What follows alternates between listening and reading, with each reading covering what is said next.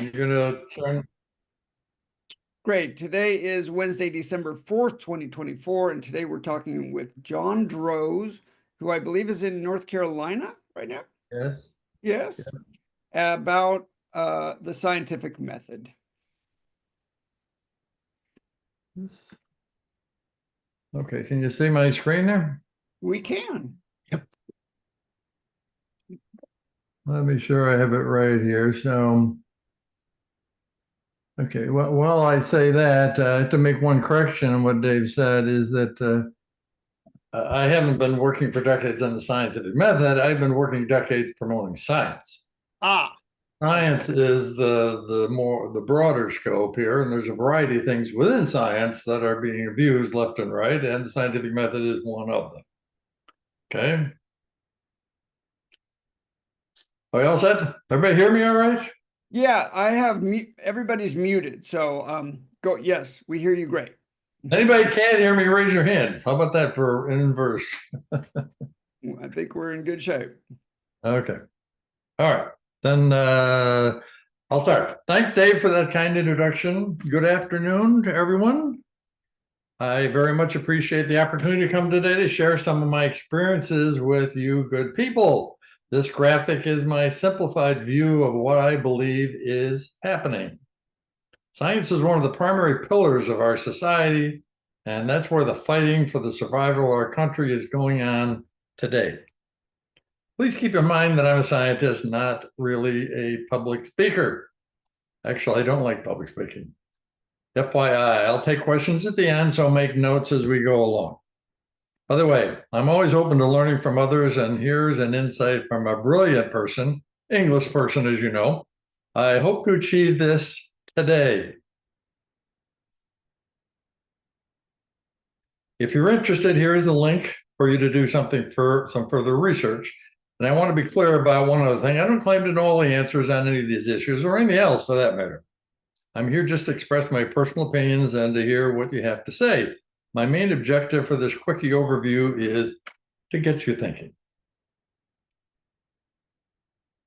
So, part one, some basics about science. The conventional view is probably that most scientists are geeks with limited social skills, like the Big Bang Theory TV show characters. I don't know. I hope you people in England know what that is, but that's a very popular show in America. My point here is that scientists are real people, which is both good and bad. Einstein made this unexpected statement. Who would have thought that while working on relativity, he'd be daydreaming about kissing girls? If I asked you, I took his name off and said, who do you think made this quote?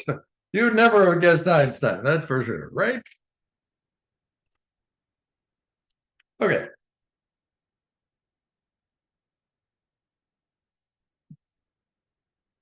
We hear the term science all the time. In fact, science has an exceptionally high public approval rating, but I contend that this is a bit puzzling as most people don't even know what science actually is.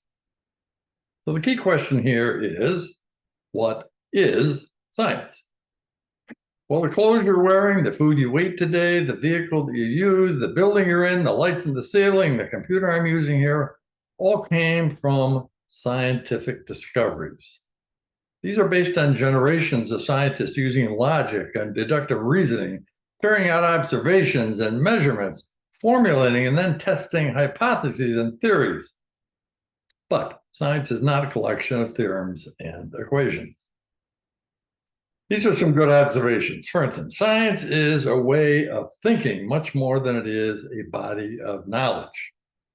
Our species needs and deserves a citizenry with minds wide awake and with a basic understanding of how the world works, unquote. The term science actually comes from the Latin word scientia, which means knowledge.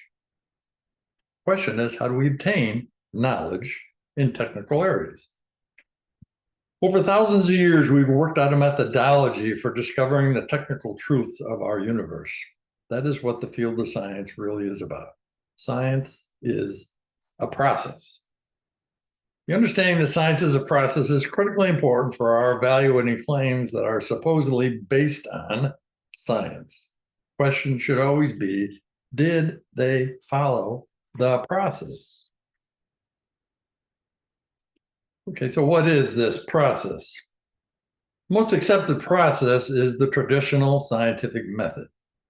Believe it or not, the origins of the scientific method are traceable back to 2000 BC in Egypt. In other words, the scientific method has stood the test of time as it has been with us for some 4,000 years. Here are the accepted 8 steps of the traditional scientific method.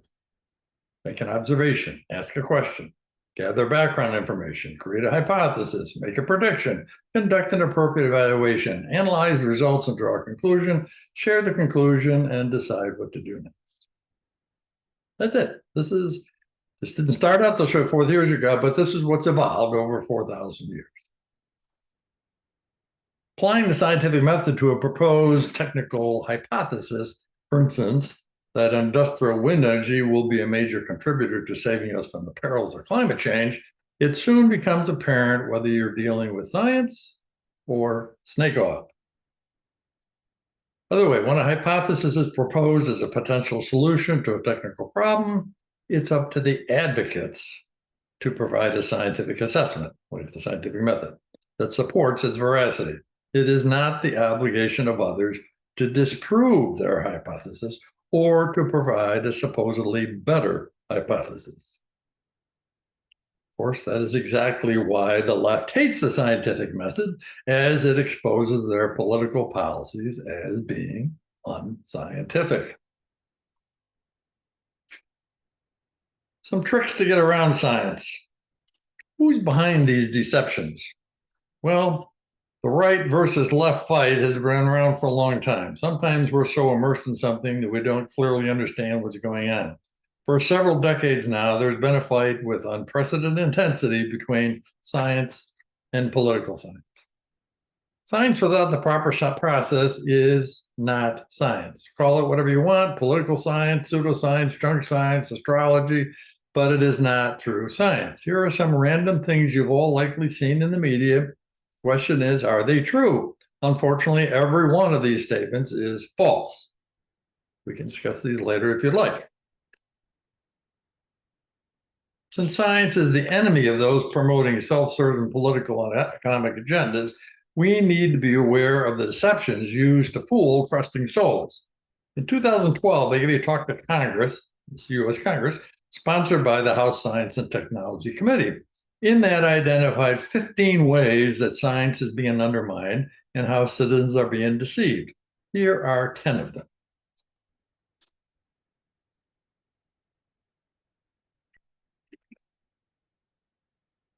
Because of our time constraints today, we don't have the time to go into all these, but the presentation is online at scienceunderassault.info.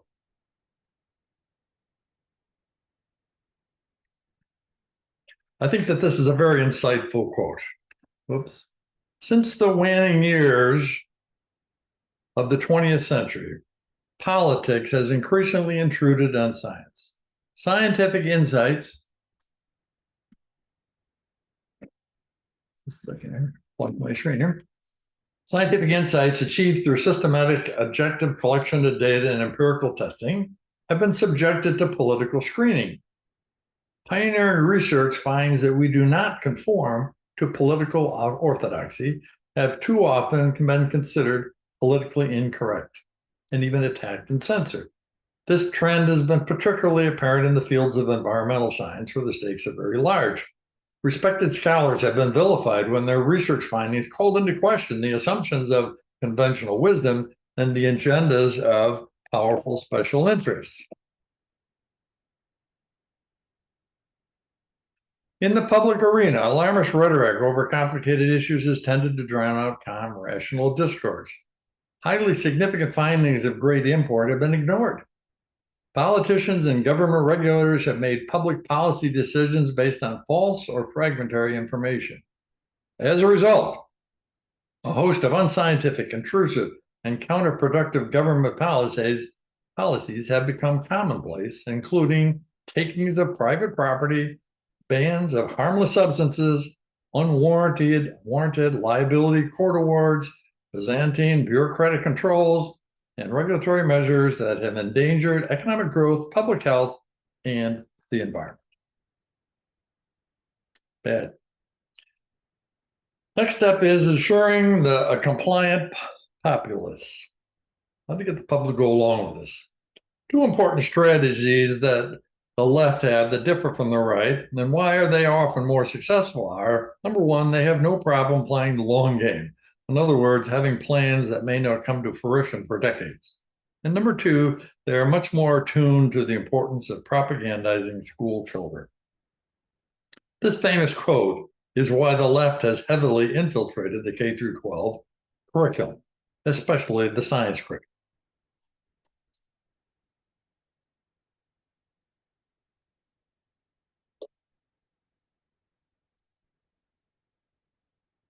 The number one fear of the left is to have critically thinking citizens.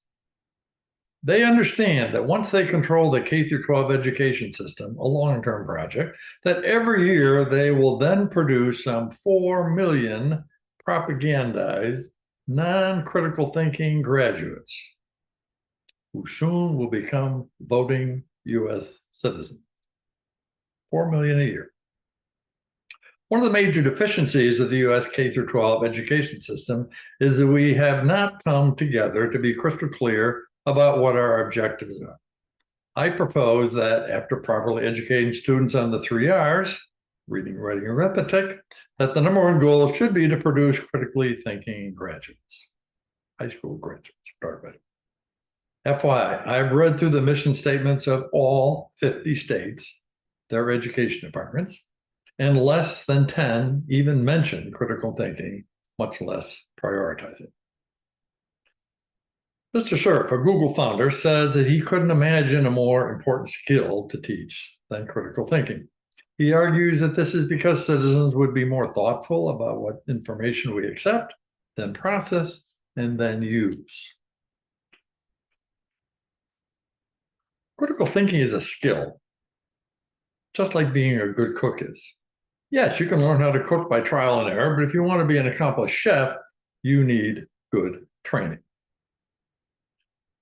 The logical question is, although critical thinking should be used in every subject area, what subject area is most appropriate to teach the skill of critical thinking?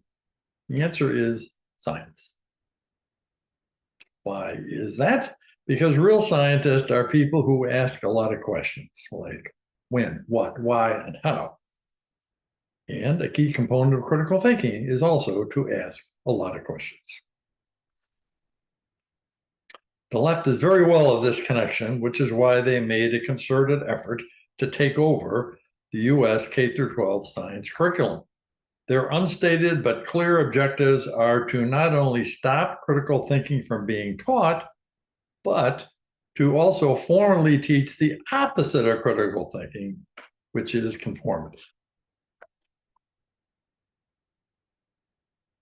Their plan to bring this about starts here. This rarely discussed but extremely problematic 400-page 2012 document makes clear what they're doing and how. The framework is the Progressive Science Bible, which is the basis for NGSS. What's that? Cleverly named Next Generation Science Standards, NGSS, are proposed state standards that have been derived from the framework document. The two are inextricably paired together. An accurate description is that the framework and the NGSS package are a Trojan horse. They look very polished and professional, but inside there are several deadly messengers. This shows the cover page of my report about the framework and NGSS. It explains 10 serious concerns with them. Even though all 10 problems are relevant to this class, due to time constraints today, I'm just going to outline 2 of these, how they are mistreating the scientific method and critical thinking.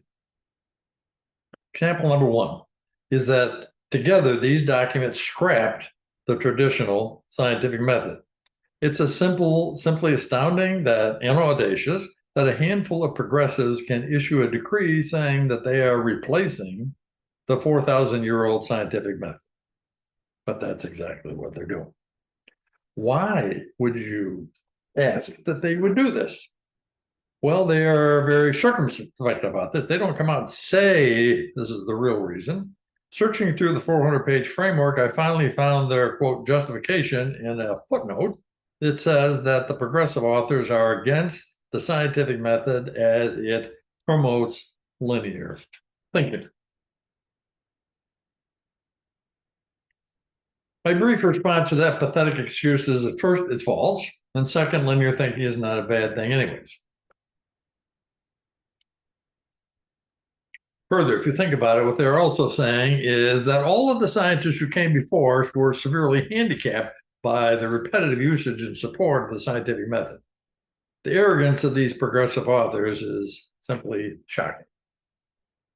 In my opinion, the real reason why they ditched the scientific method, it was because it was making them look bad. When the scientific method was applied to their technical policies, for instance, wind energy, almost all of them failed. So their choice was, number one, to advocate science-based technical policies, or two, do what they could to undermine the scientific method. Clearly, they have chosen the latter. Example number two is that they are doing everything they can to make sure that we do not have critical thinking citizens. Remember, that's their number one fear. So critical thinking is not only not mentioned in these two documents, but they go the next step and aggressively teach the opposite of critical thinking. If we were genuinely teaching critical thinking, teachers would present both sides of all complicated technical issues comprehensively and objectively, and then let students decide. None of that transpires in the framework or NGSS. Instead, for example, they only discuss the negatives of fossil fuels while they only discover the positives of renewable sources. Here are some of the many ways that the NGSS and framework are promoting conformity. They are indoctrinating students that they should A, consent to what is politically correct, B, go along with consensus views, C, not question the proclamations of experts, D, accept what computer projections conclude, etc. All these are the opposite of critical thinking. In some cases, two or more of these conformity positions are combined to give the impression that they're even stronger. A good example is peer review, which combines the elements of consensus and experts. Not surprising, I found over 50 articles, reports, and studies that have concluded that peer review is often a crock. Here's just one. This is the best example critique I have seen about peer review, which is an arbitrary academic anachronism that is more about politics than science. It all comes down to this summary by the editor of the very well-respected British medical journal, The Lancet. Quote, the real mistake, of course, is to have thought that peer review is any more than a crude, keyword crude, means of discovering the acceptability, not the validity, big difference there, of a new finding. Editors and scientists alike insist on the pivotal importance of peer review.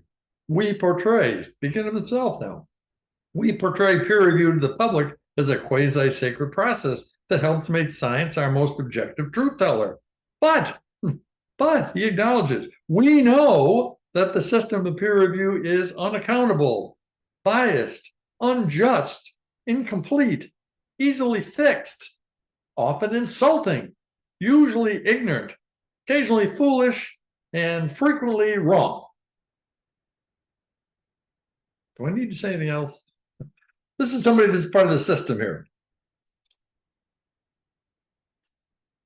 Bottom line is that the subconsciously communicated conformity message that students are repeatedly given is, people a lot smarter than you have determined what's right in this situation. For instance, our energy choices. So shut up and follow along. We're not interested in what your thoughts are, so keep quiet. Don't cause any trouble by speaking up. This is exactly the message that progressives are hoping will stay with these students when they become adults. Here's an article about a fascinating study. On the surface, this makes little sense. However, if you consider the mind control propaganda that is going on at our K-12 school, it suddenly does make sense. You might ask, are the NGSS and framework just an academic exercise and a tempest in a teapot? Well, unfortunately, no. Astoundingly, in the United States, 49 states have adopted all or most all of the NGSS and its sister document, the framework. Florida is the last holdout.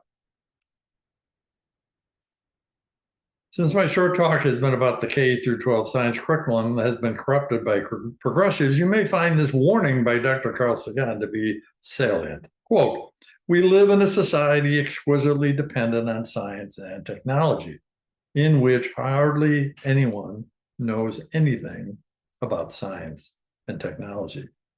This is a prescription for disaster.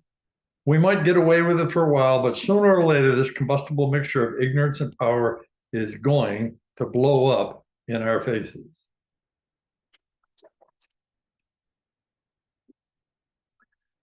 I'm going to end with some positive news here. The good news is that the framework and NGSS science standards are fixable by citizens. How do we change any part of the K through 12 science curriculum statewide? For instance, regarding the scientific method or critical thinking? In most cases, there are three ways. A, number one, approach your state Department of Education. Number two, solicit sympathetic members on your state Board of Education. Or number three, get your state representatives to legislate. Here's an article about a major success that I had last year. I was appalled to find out that about 10 years ago, North Carolina had robotically adopted the NGSS and had eliminated the scientific method from being taught in any K through 12 science classes. I tried going directly to the state education department, but they were resistant. I then approached the second option, the North Carolina State Board of Education. After multiple communications, it worked. As of July 2023, the scientific method is again being taught in North Carolina K through 12 schools. This is a big deal, brought about working within the system. Backstory is too long to go into now. We can discuss it after if you like. The point I'm making is that citizens can change the curriculum. If you subscribe to my free Substack, you'll get the full story on things like this. I put the link on the screen there, criticallythinking.substack.com. Regarding the second major issue I've been discussing, critical thinking, this is an example of a legislator making a good effort. A Kansas state senator is a subscriber to my free Substack and is very supportive of the educational ideas I've written about. In response, he corresponded with me and then submitted a Kansas Senate bill for consideration. It mandates that the school system properly teach critical thinking to K through 12 students. We'll see where this goes, but the upside is enormous. Here are 4 powerful free education resources for me. Email me about them or discuss them with David.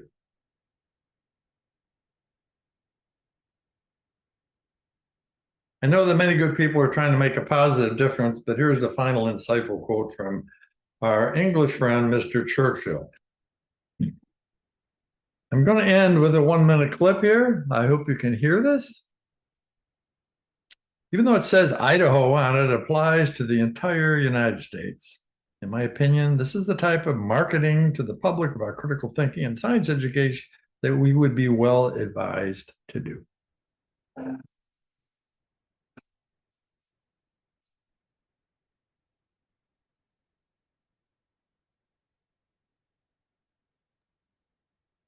There is no sound coming through, but there is no sound yet. Okay, but you don't need the sound anyway.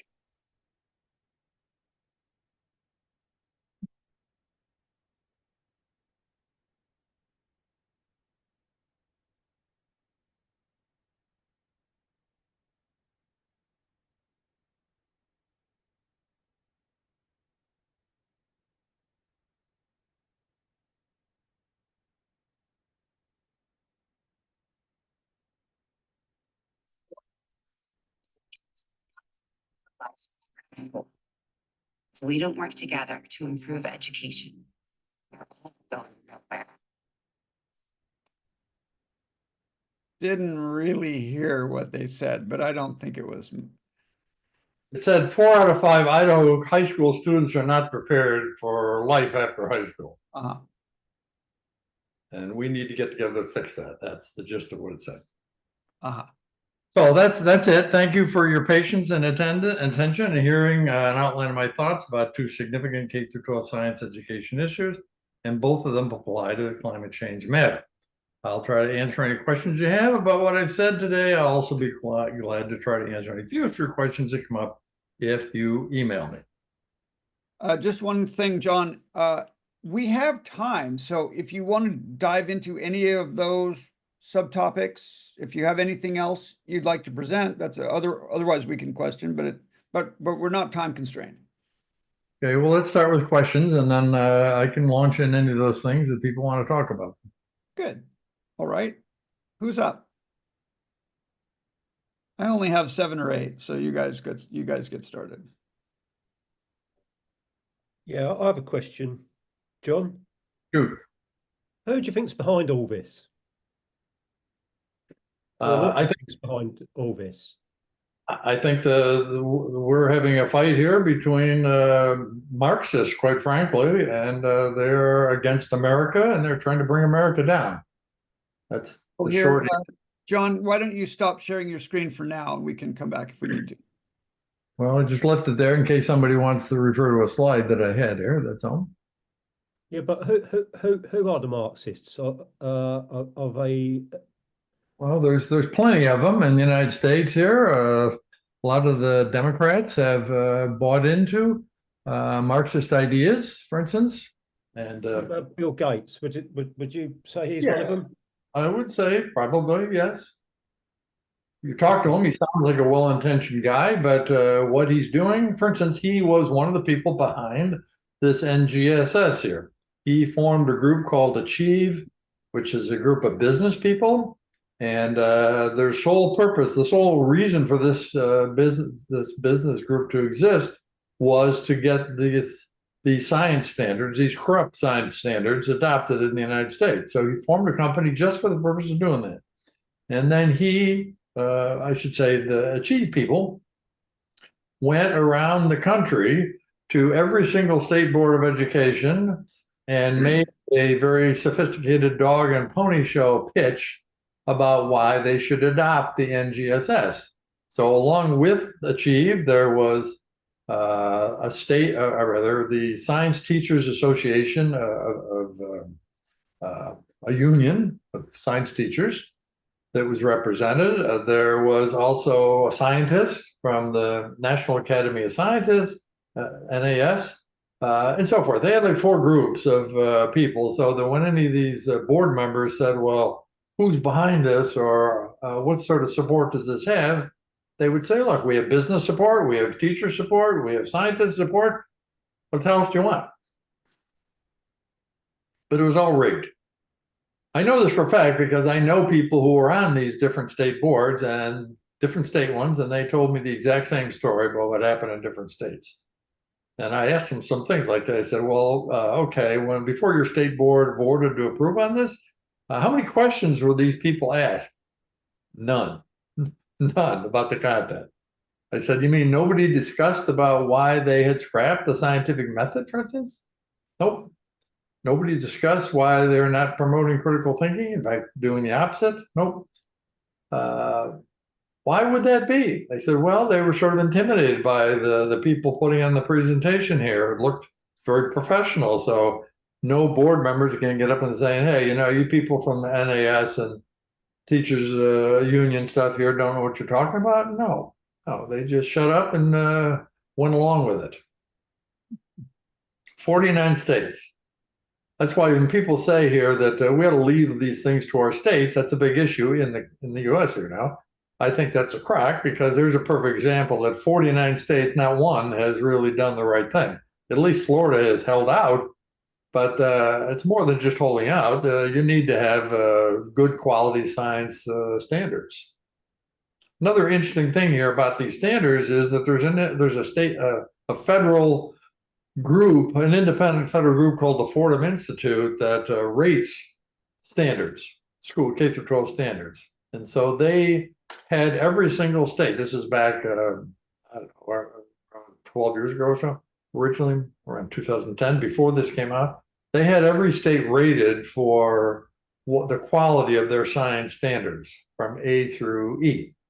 So several states had A or A minus. And then once the NGSS come out, they added that to their ratings, and the NGSS, they gave NGSS a rating of C, middle of the pack. This is supposed to be replacing all these other standards, and that's exactly what happened. So the states that had A-rated science standards gave up their A-rated science standards to take on a C-rated set of science standards. Tell me what the sensibility of that is. But that's exactly what happened. Through political pressure. So your political system's completely rigged then?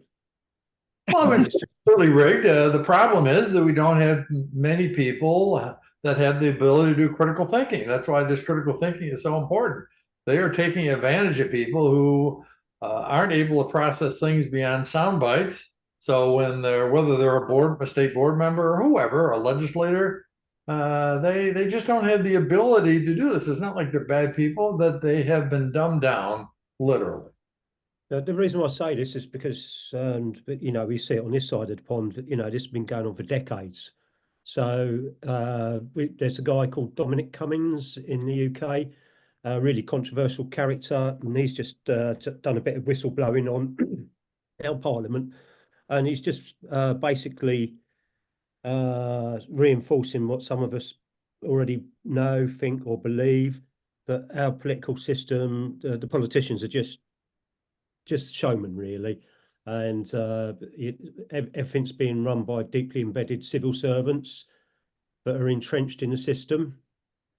And, you know, for you to say that this has been embedded in the educational system for decades, it just implies that this is being guided at a much higher level than your politicians.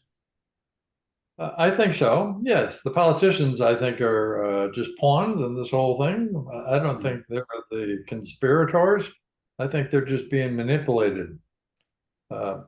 This is run by some very sophisticated people, and that's why this NGSS story is very important, because the names of the people who put this together are still there on the internet. You can see who they are. They're all progressives.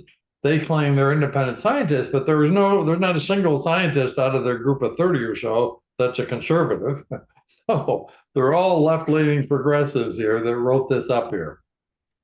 These people, that's why I mentioned this other part here that's important. There's a big difference between left and right. I'm sure it's the same in England, and that is that people on the left are willing to get involved in projects that take decades to mature, long-term projects. People on the right are not. They say, I'm not gonna, in fact, I was talking to a high-level guy just 2 days ago, and that's exactly what he told me without even bringing it up. He said, look, I'm not gonna get involved in a project that I'm not gonna be able to see through fruition here. They say, well, what about the beneficiaries of it 10 years or 20 years from now? I said, well, I want to see something to come get fixed, you know, in the near term. Well, that's the way most people on the right think.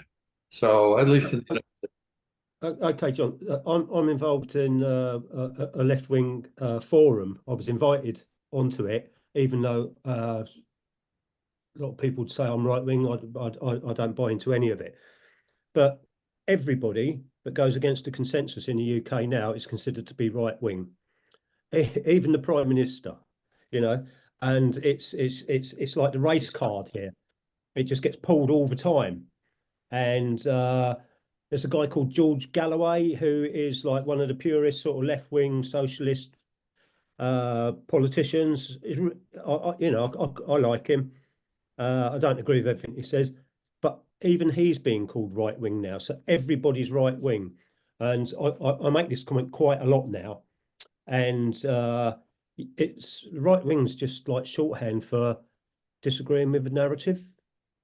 well, fascist or something else, maybe, yes. Yeah, it's fascist as well. But it's okay to be like, for people to put their hands up and say they're communists or Marxists. Yes, that's fine. But if you say, actually, I'm a fascist, I'm a bit of a Nazi, you're going to go to prison. Oh boy. Well, the left has been very good at certain things, and one of the things they've been very good at is language, terminology. They are experts at manipulating it. You just think about almost anything where there's a controversy. I mean, for instance, the whole business about abortion is all converted to women's rights. You know, that's the issue. Well, no, that isn't really the issue, but they have massaged it in that. What we talked about before, wind energy. Their whole position is to make it sound good. So, for instance, when they put an industrial complex of industrial wind energy in some rural area, they call it a wind farm. Well, that phrase here was very carefully thought out here. They knew they were going into a rural area. They didn't want to say industrial wind energy complex or something like that. No, which it is. They call it a farm. But of course, nothing is being farmed other than subsidies. And there's no farm really involved at all. But it's a matter of psychological interpretation that people subconsciously say, well, okay, a farm in a rural area, you know, that's a good thing. But we're being manipulated left and right here all the time. So I'm always going to come back to this is why the importance of critical thinking. You got to be able to see through this kind of stuff. You got to be able to stand up to it. You can't be intimidated because somebody's going to call your name. I mean, who the hell are they to call anybody a name? I mean, give me a break. You have to stand up to it. That's one of the good things that Trump has done here, is that he has stood up to unbelievable amount of insults and threats and life threats here or lawsuits, you name it. That's one of the things that people like about him, and he's not intimidated. Well, that's good. That is a good thing. John, Speaking, go ahead. Yeah, question, John. Given you've just mentioned Trump, a line item in Agenda 47 was closing the DOE. Do you think that'll ever take place or get some traction? That's hard to say. They are doing a variety of things. You're talking about the Department of Education, that DOE, or Yes, the Department of Energy? correct. Okay, I'm totally against that. In fact, I'm working behind the scenes to have that not happen. The woman who was picked to be in charge of this here, Linda McMahon here, is sort of an interesting person. She made her money from the World Wrestling Federation. Okay, go figure. But she's been she and her husband been very substantial donors to Trump, is one of the reasons she got it. But she also heads up an organization called AFPI, and they are doing some good work, actually.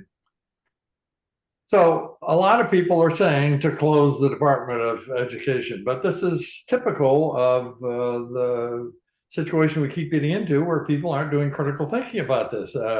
It's just something that as I say, that's a very superficial analysis of it here. So, for instance, let's say it was closed to zero. What would we be left with? Well, we'd be left with 50 states, 50 different education departments. Well, I can tell you that by and large, almost all of them have already been taken over by left-wing parties, people. So how would that be a good thing for educating our students to have 50 groups of left-wing committees deciding what's going to be appropriate? That's insane. The fact of what happened with NGSS is proof positive of it. This is something that was a real world thing that actually happened. 50 states, 49 states approve this left-wing progressive documents for science teaching in K through 12. So no small matter, they approve this. So how does that give you any confidence that these people are independent or doing anything different? There's no evidence that that's happened at all. My view is the Department of Education, federal, should be restructured, radically reformed, stripped down to a bare minimum, but then take on a role of leadership. If you subscribe to my Substack, that's the piece I have currently on it, where I'm proposing several things that the Department of Education should be doing. So I have very concrete proposals as to what they should be doing. So I'm working behind the scenes here to get an audience with Linda here. I don't want to tip my hand about everything, but just take my word for it that it's a reasonable chance it'll happen. There's an awful lot of, or there's a lot more homeschooling, I understand, in the States, certainly more than here. Is that an avenue you're also pursuing? I think there's two reasons that happened. One was that the COVID fiasco sort of exposed what was going on in the public school system. So when kids were home and had to be sitting there in the kitchen with a computer, and the parent could look over their shoulder and see some stuff and say, "Oh my goodness, what?" So that sort of triggered, I think, some things. And on top of that, there's been a great deal of dissatisfaction with the public school system in general, and rightly so, because it has been taken over by leftists. Things like SCL here is a terrible thing. Social and environmental learning, social emotional learning, let's say. DEI, CRT, woke things. These are just terrible stuff, over and above what I'm saying about the NGSS. So there's a great deal of dissatisfaction with it. So I think what you're seeing is people are voting with their feet, even though they don't want to be homeschooling. A lot of people aren't trained to do it. There's a lot of time and effort to do it, plus skills to do it. They're really annoyed about the public school system. So I think that's why, in my view, a lot of people are saying just scrap the whole public school system. That's another thing that's very common. That's separate from scrap the Department of Education. They're saying scrap the whole public school system. Well, same reasons that isn't a smart thing. That's never going to happen. But what it doesn't need to be is fixed radically. And if it is fixed radically, then I think there'll be a change in homeschooling situation. Angel, please. Oh, hiya. Thanks for that about the critical, scientific method. I took my daughter out of school because schools aren't set up to encourage critical thinking, or they don't teach scientific method. I went to school myself in the 70s and 80s, and I never got taught the scientific method. Well, I worked in education for many years, running art educational stuff. So I've been in the education system. I considered doing a teacher training at various points, but I could see that they were just training people to be robots. It was getting worse than it was in the 70s, 80s. The schools in Britain now robots. You cannot even have a conversation with a teacher anymore. They don't know how to critically think. When I took my daughter out, I'd noticed in the primary school education system that they kept pushing everything to do with climate change, but there was never any science backing it up. I learned to be a critical thinker just because I'm an artist in training, and I ask questions and I look into things. And it was only at degree level that I realized that I could start running my brain free. And up until then, I'd just been learning how to jump the hoops to get the exams to take me to the next step. They didn't encourage questions. They didn't really like it if you were a questioning type of person. The classroom is set up for students not to ask questions. That's what it's set up for. My daughter's a curious minded person. When she went to school, she's incredibly intelligent. She then became deemed as stupid because she didn't find their method of learning was very, they're just pushing maths at the moment. Now, when I took my daughter out, she was 9. First thing I did was study the curriculum. Now, there's a lot online. There's a lot of programs online that give you the entire English curriculum, the entire maths, you've got it all. So you can see it. And then when you see how they're just being pushed to learn a lot of stuff that just doesn't kind of give them a real well-rounded brain, it's shocking. So I can see why the lockdowns encourage people to understand that. Now, I went through that process already. And the other thing I did was I taught my daughter the scientific method. And by teaching her that, guess what? It was the first time I had known about it. Good Because for you. I did science too, O-level, I did general science and whatnot, but they never ever sat us down and went over the scientific method. We just did, you know, bits and pieces, human biology, physics, whatever. But when I actually looked at the scientific method, I was thinking, what? They have never ever taught me that. And how is it that I'm not like, yeah, it was shocking. And it really brought it home to me that, like, my daughter I wasn't able to keep home editing her for forever. But she had a good 2 years out of that system. And in that time, I was able to get her to understand about critical thinking, understand about research. But by actually going through that process myself, guess what I found out? I found out that I didn't know a lot of this stuff, and that there was basics that I hadn't been taught at school. And it's actually really improved my education, because I had to, you know, do that process. I don't believe the schools are set up to really be places of education, particularly. They are set up to create a very easily controlled population. And actually, when you look at the history of education, this isn't like decades old. This isn't my lifetime old. This is going back to the 19th century. And we still have a schooling system the same. And there's great educationists out there that know that there's much more better methods, but they're not promoting it. So I think this problem, there is a problem, because we've got all these kids now. They don't know how to think. And adults. It's like, Angel, let's see if other people have other questions for John. Who else? Okay, I want to give one answer to that, Angel. Okay. Thank you. I think that when I went to school, that would be in the 60s and 70s, for instance, 60s, let's say, I was taught how to critically think, and I was taught the scientific method. So I think this has happened over the last probably 50 years, 40 years. Second of all, I try to boil these things down to sound bites that are easier to understand, because that's what the left is good at doing. And what the issue really here is, a question is what the function of the school is, a K through 12 system is. And the question is the school there to teach a child what to think or how to think? And in my view, it's how to think, but the people who are running it pretty much are saying what to think.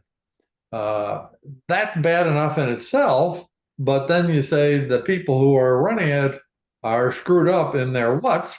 So you have a double whammy here. Not only do you have a kid that comes out that doesn't know how to think, but they have been infiltrated with a whole bunch of whats that are false. So that's why it's a double-barreled problem here.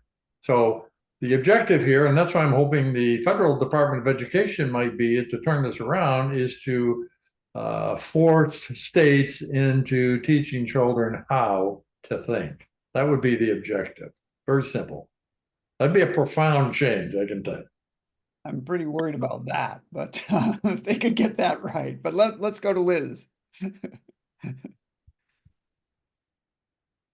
How to think, just agree with the consensus. That's it. Okay. Well, I had the same experience as John. I would say that I was taught the scientific method and I was taught critical thinking. But that didn't stop me believing the climate change narrative until COVID era woke me up. So my question for you then, John, is do you think it's enough just to teach those things in the curriculum, or do we also need to be teaching confidence in your own judgment and continual questioning of the narrative that you're, the sources of the narrative of what you're being taught? So it's not just the science and the scientific method and the critical thinking, but that you should be suspicious of everything that you're taught. Well, I don't want to quite say be suspicious of everything, but you should be suspicious of a lot.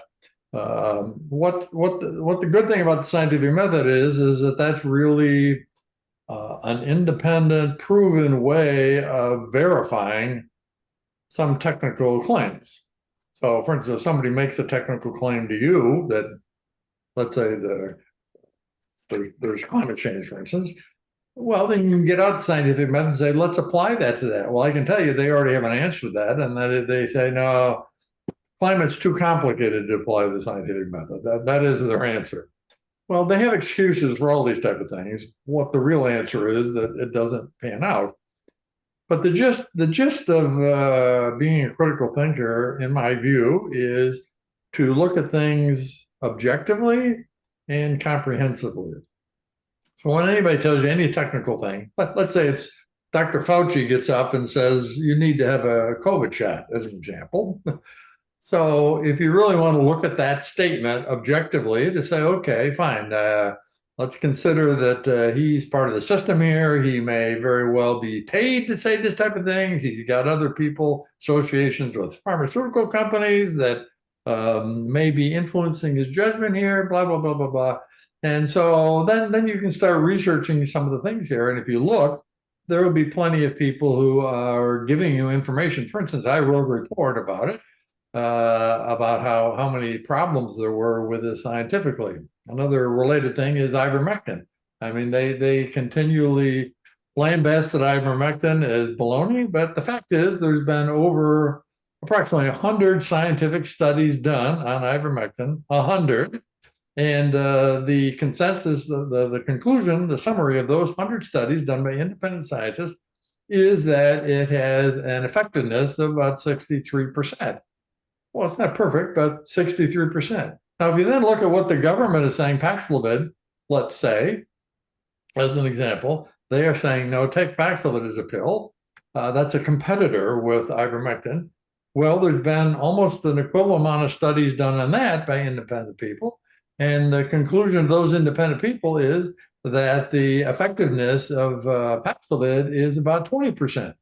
Now, this is not the government. These are independent scientists looking at these here. So that's what I mean by researching the information. It's one of the good things about the internet. Bad things with the internet too, but one of the good things is there's a lot of information out there if you actually look. And that's one of the reasons people subscribe to my newsletter, because I cover a variety of topics you're not going to see anyplace else. And also subscribe to my free Substack, because I cover some pretty deep topics and some great detail. So I've had topics, in-depth conversations about ivermectin as an example, and so forth. So the information is out there. And my belief is that's what critical thinking is all about, looking at things objectively and comprehensively, thoroughly. That by and large, if you're careful about it, you should come up with enough information to make an informed decision. John? That's why I think maybe a critical part of the teaching should be an assignment where everybody in the class has to go off and find out about one particular topic and then compare what they find and realize that there isn't just one particular answer. I think it needs some stimulation to actually question. Here's an idea I have that's along that line, and that is that they pick a topic that's controversial and have a debate on it in the class. Take half of the class, take one side. So let's say the proposition would be, we need to have wind energy to solve climate change. So it's something like that. So then half the class support that idea and say, yes, here's the arguments for it. Then the other half of the class says, no, that's baloney, and have arguments against it. So just presenting these arguments in public and discussing it can be very eye-opening, because people are going to say, wow, I never thought of that, or something like that. And of course, that's what they're counting on, that you haven't thought of a lot of these type of things. So a debate is a good thing in school. So John, it wasn't until just recently when I started looking at what our atmosphere is actually composed of, and reading through some of the UN stuff and the climate change. But I saw that H2O was a greenhouse gas, and I was like, what are they going to do about that then? And that water vapor you're talking about. Yeah, water so vapor. Water vapor, yeah. So that I was just like, hang on. Are they going to try and reduce? Well, let me interrupt here. It's not only a greenhouse gas, it is the prevalent greenhouse gas by for sure. Tonight, just before I joined the class, I was watching UK Column News, and they had Bill Gates talking about methane and the vaccine against methane. And Bill Gates went, methane's the second most important greenhouse gas. And I think he's cocked up there, because I have this conversation with people all the time now. It's like, what do you think? I go through like the percentages and parts per million with CO2, and they're like, really? Is that all? And then I say, well, methane, it's parts per billion.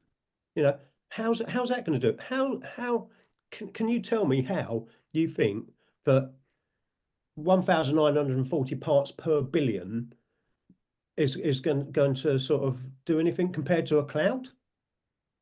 Well, they're counting on people being non-critical thinkers is the simple answer. Yeah, but I think mean, Bill Gates, it's not about methane. It's about. Of course it ain't. Of course it isn't. But everybody thinks it. Well, 80% of people, I should imagine, do think it's about methane, and it's really. I'm finding it easier and easier to deconstruct the narrative just by like bringing up a couple of simpler figures like that. Well, you're right. Yes, and it does. That's why I said, in my view, the number one fear they have is people being critical thinkers. If a substantial amount of the population were critical thinkers, that would kill all these ideas, and they know that. So they say we've got to keep critical thinking at bay here. So we're going to squash this, and we're going to squash it in the K through 12 schools here, and that's what they are doing. It's a big part of it, like you said, is language, and another part is repetition. Just keep exposing, keep the loudspeakers playing, because that works its way in, and it makes it very hard to dislodge. Yep, agreed. David, do we have time for one more? David? Sure. John's a good sport. He'll probably be around if you have questions. John, David's picking up the tab here, so he doesn't care. It's all the pixels are on me, guys. All right. Yes, go ahead, Nigel. Yes, John. It was John Ioannidis, I believe, many years ago, showed that the majority of science was junk science. 2011. You made one little error in your talk there. We have to be careful. Not the majority of science, the majority of papers from scientists. That's not wrong. But we have to be careful. There's a big difference between science and scientists. So what he was saying is the majority of papers that are supposedly scientific, done by scientists, which are questionable, are bogus. Yes. Nothing but about science. Thank you for that correction. So really the question I'm asking is, if science is so corrupt at its core. Science is not corrupt. I'm going to stop again. Science is a process. Not one bit of science is corrupt. If a lot of scientists are corrupt, that's a different thing. Yes. I think that. Again, for that correction, I think that's what I'm saying. Okay. If the majority of scientists are incompetent or biased or corrupt, yes. Well, then what's your question? How do we decide who is or isn't? No, I think what I'm leading up to, John, is I think you're correct. Yes, there are a number of scientists who are corrupt. So how do you incentivize or restore to restore the standards? Well, there has to be a public pushback against that. Ultimately, it's just like why do we have teachers that are so bad in schools here? Well, it's because of these institutions that are pumping out these people that are run by left-wing people in these education institutions. There has to be pushback against it here. So as long as these scientists get away with it, they're doing it for financial reasons. They're doing it to play along with their buddies. They're doing it for what they believe is agenda accomplishment here. See, in the past here, one of the other things here is we have religion. I've avoided saying this here, but our country was based on Judeo-Christian standards, okay? And that's indisputable. It's throughout the Constitution, whatever. And that's another thing they hate. And they are trying to get rid of Judeo-Christian standards by undermining it in a variety of ways, making churches look bad, whatever. So what's taken over is an alternative perspective on religion, which is relativism and or atheism. Those are the two predominant ones here. So one of the things that let's say a Judeo-Christian perspective might be do unto others as you would have them do unto you type of thing, right? That would be effectively a Judeo-Christian standard. But these people have a different perspective, and that is a completely different perspective, and that is the end justifies the means. Now, that is profoundly different. There is no Judeo-Christian standards that says the end justifies the means here. There is no such thing as that. But these people have substituted Judeo-Christian standards with things like that, which is part of relativism, for instance. So the end justifies the mean. What that means is, to a scientist, back to your example, they can pervert a study, they can lie about it, whatever, because the end result of all this is going to be achieving some policy, public policy, that they personally believe is a good thing. So what they do in the meantime by lying for, cheating, whatever, is not a bad thing because the end justifies the means. What they're getting out of it is a good thing. So who cares that they had to do all this bad stuff? So the problem here is that we're going away from Judeo-Christian standards. My belief that that's a big deal, and we shouldn't allow that to happen. Tony, Good point, Tony. In my experience, if I look back, I'm a retired engineer. So if I look back to my days at university, we were still, it was or just about pre-use of computers. So everything we were doing, analytical maths, all your reports, you had to look at, you knew you were approximating the geometry and various scenarios you were looking at. So you had to do an analysis of your errors. That was part of your report. And then when we moved to writing our own computer programs, we were doing the same sort of thing. We were using numerical methods to solve the differential equations, but we knew what, we could see what the approximations were.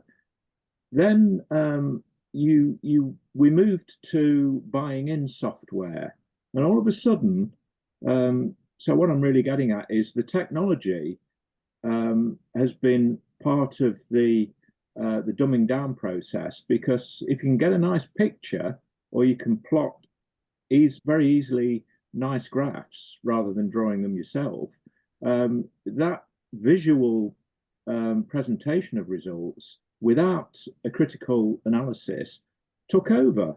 And all of the younger people that were coming in from university, they never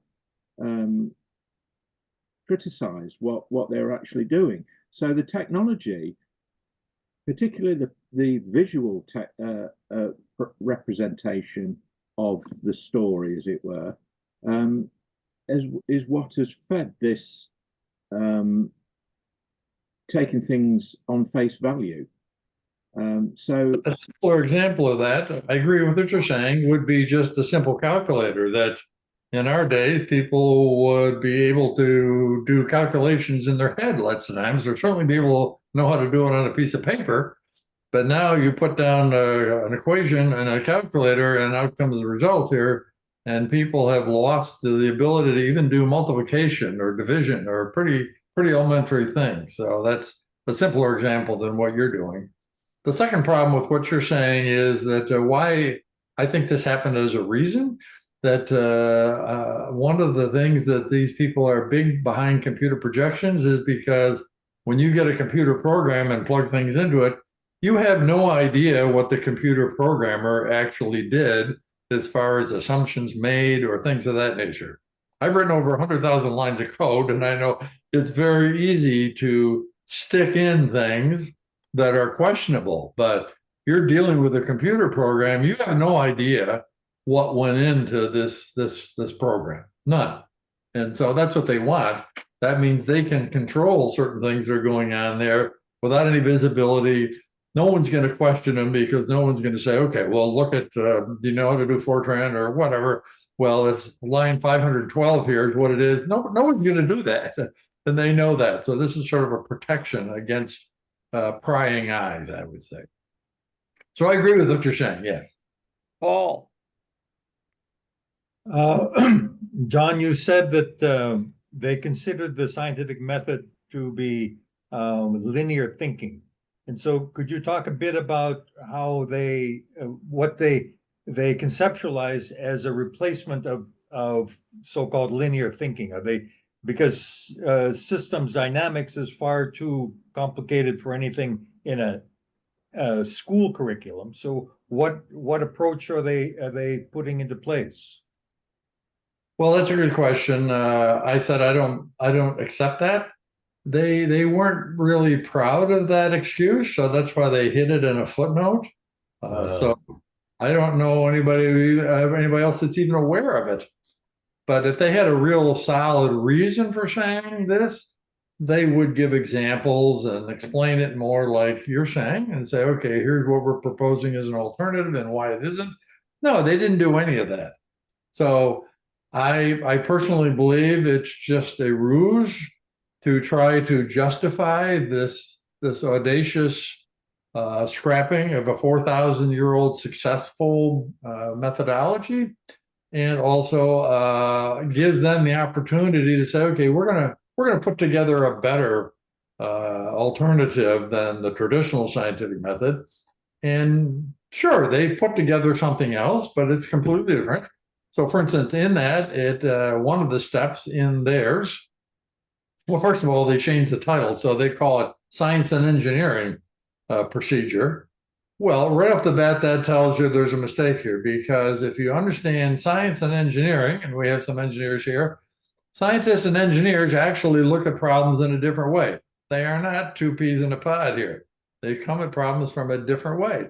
And they actually, one might say that one looks at it from a top down, the other looks more from a bottom up. Anyways, how an engineer goes about solving a problem and how a scientist goes about looking at solving a problem are actually quite different. And I've read several articles about this. Didn't want to bring this up here, but they are quite different. And each one, is not one better than the worst. It's just different. That's all. So to say they're the same is what they're saying is provably false right off the bat. Second of all, they include now as part of the process a computer model. You have to do a computer model of it. Well, that's what I just said here. This computer modeling here part here is where they can get a lot of things into something that you don't really understand. But the whole thing is a complicated subject here. But it's the whole thing is bogus. The short it was. So the computer modeling is the approach. And well, that's part of it. I'm not going to say it's the whole thing, but they stuck computer. I showed you 8 steps for the traditional scientific method. They have taken one of those steps out as an example, one of the changes, and put in computer modeling as to one of those steps. So it all depends on the assumptions that you start off with. And if those assumptions tell you that CO2 creates climate crisis and ocean boiling, then that's what the result of the running the model will give you. It could very well be. Yes, that's right. Yes. Let me ask a quick concrete question, John. If you were in charge, what textbook would you assign for kids to learn critical thinking? Well, I don't know if there is a textbook because it depends on the age level of the kids. For instance, as an example, there is a website that's pretty good called Critikid that has some suggestions. This is something done by a teacher that has some suggestions about different materials for different age group kids. I think there's some merit to that. My focus has been more on the, I don't know, I don't want to say the 30,000 foot level, but more to get the concept accepted. Once we get the concept accepted, there are places out there that have this material. I'm 100% sure of that. I know that for a fact. I'm giving an example, but I've been more focused on getting people to accept that as a premise that we need to properly teach critical thinking. So Can you give a short definition of critical thinking? Well, I was trying to imply that already, that critical thinking, in my view, amounts to looking at things objectively and comprehensively. So if you meet both of those criteria, that is a significant part of what actually critical thinking is about. So you're saying it's applying the scientific method or applying the understanding of the scientific method that's what critical thinking is. Well, the scientific method is a little more formal than that because it depends on whatever you're talking about. You could be saying, a girl could be saying, should I go out with this guy on a date? Well, she can apply critical thinking without going through the scientific method on it, I'm saying. She thinks about things objectively and comprehensively. That's the beauty of critical thinking, that it applies to everything here, not just technical matters. In fact, one of my reports that I wrote that you can pass on to your students here is about the benefits of being a critical thinker. I've seen many hundreds of articles about people promoting and praising critical thinking, but then I started specifically look, say, okay, let's say we do this. What are the benefits here? How do I become a better person or whatever? Well, what are the benefits? And I couldn't find an article report that identified benefits. So I eventually wrote my own. So I've listed about 20 different benefits. I'm just giving you an example off the top of my head here, that you'll do better in interpersonal relationships, as an example, if you're a critical thinker. You'll do better financially as far as spending your money, as an example. There's the benefits of it are amazingly far-reaching, amazing. I don't want to say that it's going to be the scientific method every time. It's more looking at things objectively and comprehensively. That seems to me to cover it in general, because people don't do those type of things. You might say, well, that's sort of obvious. Well, no, it isn't, because people aren't doing that. Do you think there is such a thing as a conspiracy theory? And what's the definition of a conspiracy theory, if you do? I don't. I think that's the type of thing that's meant to be disparaging. I'm sure there are people who maybe have conspiracy mentality, but I don't know. I hate to generalize that. Just because somebody questions something doesn't mean they're a conspiracy person. That is a dishonest characterization of it. If you're seeing boogeymen around every corner, well, that may be a conspiracy. You say, okay, all this is being planned by people from outer space here. Well, okay, there's a limit here as to where you can make some sensible things here. That would be a conspiracy. But I think most of the things people are saying or objecting to relative to the public schools, for instance, are not conspiracy theories. Things they're legitimate concerns that we should be dealing with. I read a good book on the American school system that showed that 100% of all the consultants and NGOs involved in education in the United States are, at least to some degree, on the Gates payroll. 100%. Gates has fanned out and covered the entire category. And I wouldn't be surprised. That's obviously not right. Be one thing if he was trying to do good stuff here, but at least his organization here is way left wing no one here. can disagree with Bill Gates. They lose their funding. All you have to know is about how Bill Gates made his money and what he did with Apple. Those stories are profoundly interesting and explain the whole thing, where we look at Bill Gates as some genius. There's nothing that Bill Gates did, from my knowledge, and I have a fair amount of knowledge about it, there's nothing Bill Gates did that was genius. Nothing. He happened to be in the right place at the right time and took advantage of some other people's ideas. Right. Well, literally, that's what it was. He didn't make up anything. Just like Windows. I mean, most people think Windows, the operating system. Well, Windows is a copy of the Mac system. Now you might say, well, that's just your opinion. No, Apple sued Bill Gates, and it went to court, and Bill Gates, under oath, admitted that he stole the ideas of Windows from the Mac. He said that under oath. So, in a matter of opinion, that's what he did. And so his argument was, and Apple's argument was, all these things that you stole, how things appear and so forth on the graphics interface, are patented. So Bill Gates and his high-end lawyer, David Bowles here, said, well, yes, all those things are patented, but our argument to the court is that Apple didn't have a right to have those patents. So even though they were granted patents, their argument was they shouldn't have been granted those patents.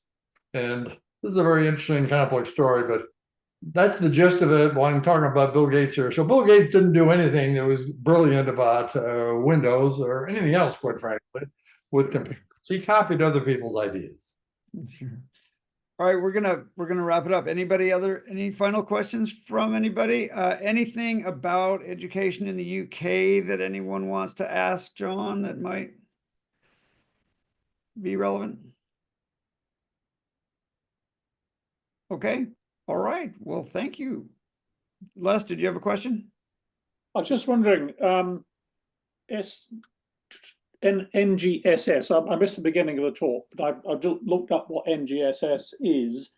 Next Generation Science Standards. Is that going to be just an American thing, or do you think there are internationalists who want to push that across the rest of the Western world? Do we have to look out for it? Good question. It is an American thing at this point. What their plans are, I don't know. I wouldn't be surprised if they tried to do that, but I don't have any evidence that that's the case. Right. Thank you. They've got their own delusions going in the UK all by themselves. Yeah, we don't need your help. Yeah, right. It's already under full steam. Maybe that's what the progressives decided, that you're already worse than what they're doing. So what's the point of wasting their time on that? One interesting thing I've noticed is that there's almost, with maybe one exception, there are no universities in the United States whose president could say, I'm not so sure about this climate stuff. It would not be okay.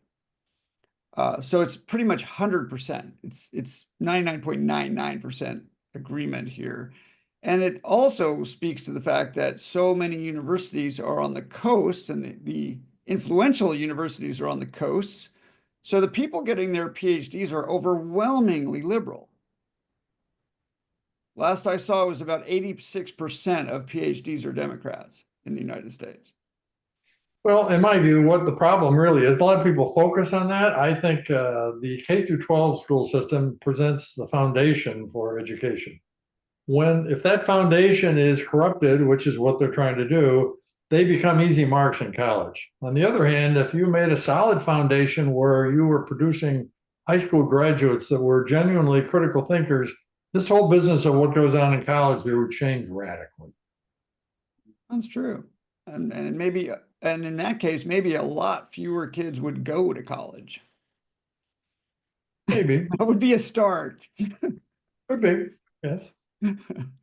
But they wouldn't be so easily victimized by these type of people. Right, true. All right, thank you to John. Really appreciate your presentation and your answers. Entertaining. The quality just keeps coming here.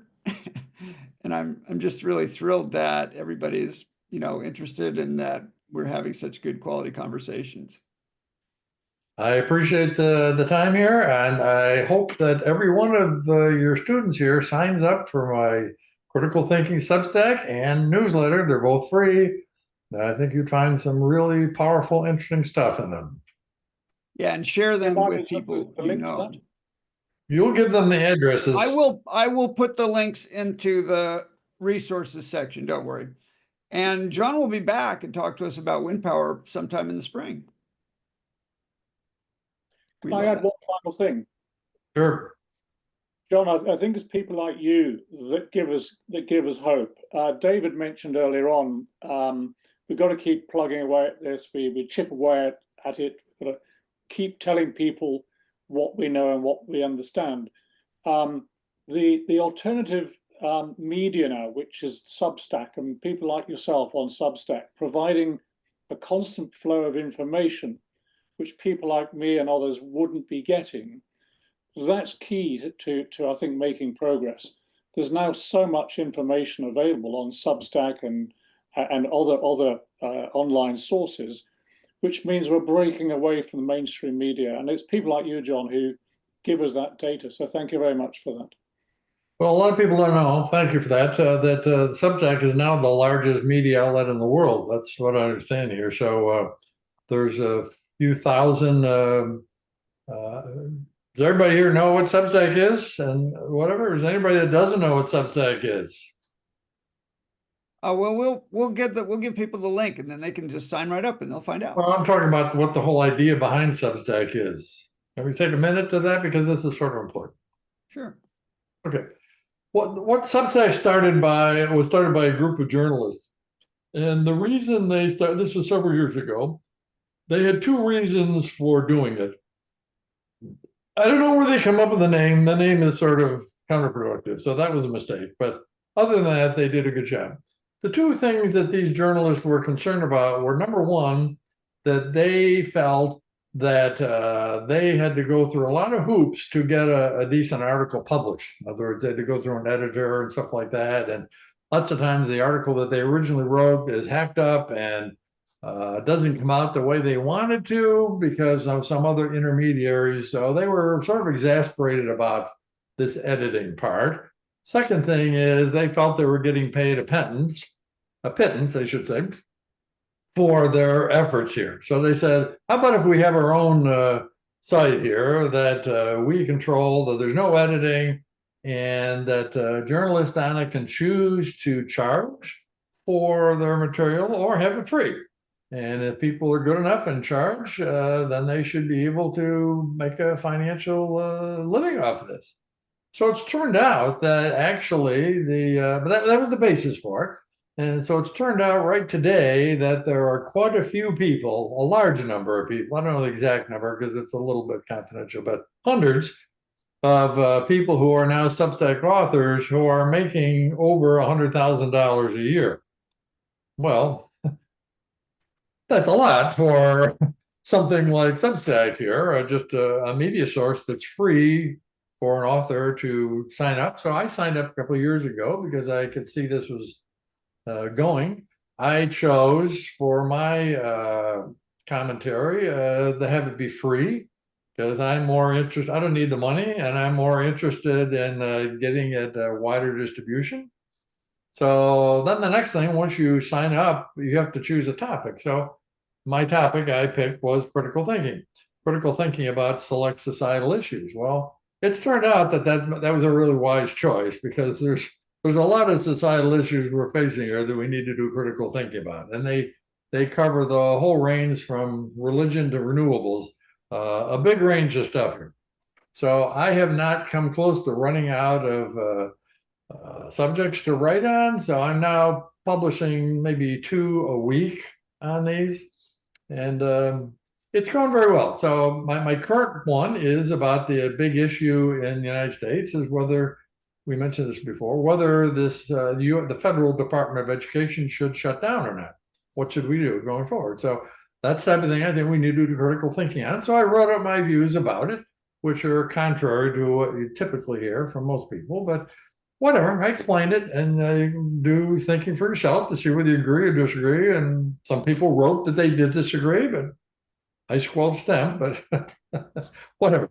But anyways, it's a very interesting thing. So yes, you should peruse. There's now several thousand authors in Substack, and you can pick almost any topic that you're interested in, whether it's collecting stamps or attractive women or critical thinking. You'll find somebody that's written a column or has a Substack about it, and you can sign up if you want for free or for pay. So mine's about critical thinking about select societal issues.